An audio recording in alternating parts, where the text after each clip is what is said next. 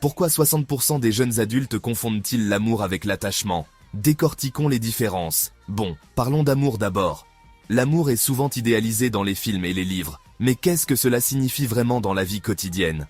L'amour, c'est comme un câlin bien chaud. C'est une connexion profonde et sincère entre deux personnes. C'est désintéressé, attentionné, et ça vous donne envie du meilleur pour l'autre. L'amour véritable ne cherche pas à posséder ou à contrôler, mais à soutenir et à encourager.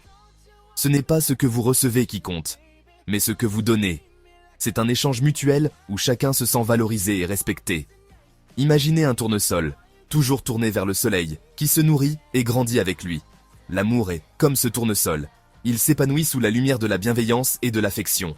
Maintenant, l'attachement, c'est plutôt comme votre sweat à capuche préféré.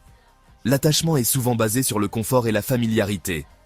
C'est confortable, familier, et vous vous sentez en sécurité avec. C'est une sensation de chaleur et de protection, mais cela peut aussi devenir une zone de confort dont il est difficile de sortir.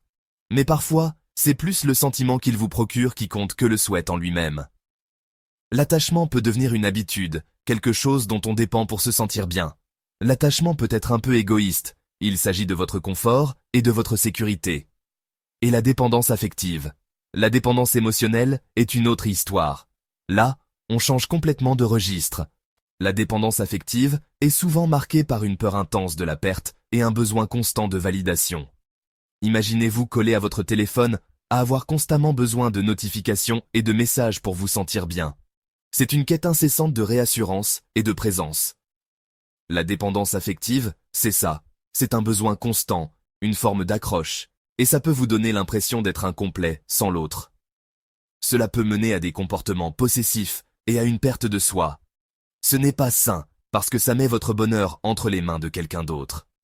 Alors, comment les différencier? Il est crucial de reconnaître ces dynamiques pour construire des relations équilibrées.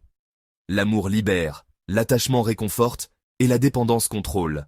L'amour vous permet de grandir et de vous épanouir, tandis que l'attachement vous offre un sentiment de sécurité. N'oubliez pas, une relation saine doit vous faire sentir libre, soutenu et heureux, pas piégé ou anxieux. Une relation équilibrée est celle où les deux partenaires se sentent valorisés et respectés. Choisissez l'amour, chérissez l'attachement, mais méfiez-vous de la dépendance. Et voilà, en comprenant ces différences, vous pouvez naviguer plus sereinement dans vos relations. Connaissez la différence et gardez votre cœur à la bonne place. Prenez le temps de réfléchir à vos propres sentiments et à la nature de vos relations. Suivez-moi pour plus de conseils pour naviguer dans le monde sauvage des émotions.